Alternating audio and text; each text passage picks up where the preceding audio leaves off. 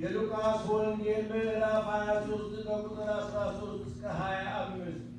ጲላጦስም የካህናት አለቆችንና የሕዝቡን ሽማምንት ጠራቸው፣ እንዲህም አላቸው፣ ሕዝብን ያሳድማል ብላችሁ ይህን ሰው ወደ እኔ ያመጣችሁት፣ እነሆም በፊታችሁ መረመርኩት። ግን እናንተ ካቀረባችሁበት ክስ በዚህ ሰው ላይ ያገኘሁት በደል የለም።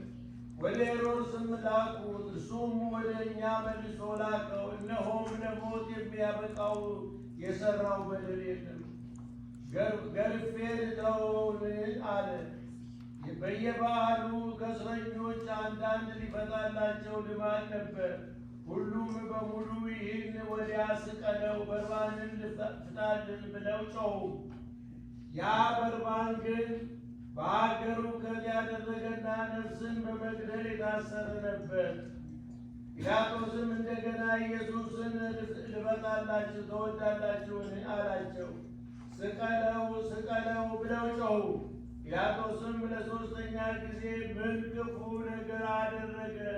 እነሆ ለሞት የሚያበቃ ምክንያት አላገኘሁበትምና እንኪያንስ ልግረፈውና ልተወው አላቸው።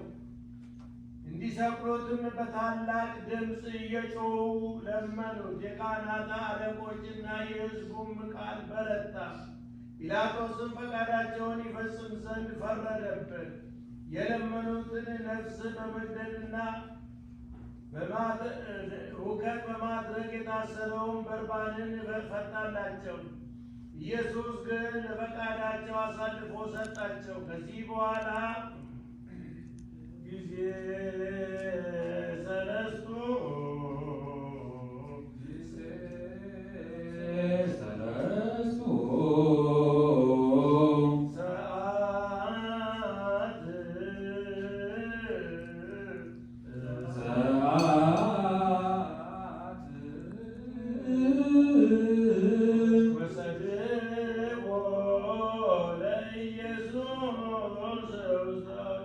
Lucy,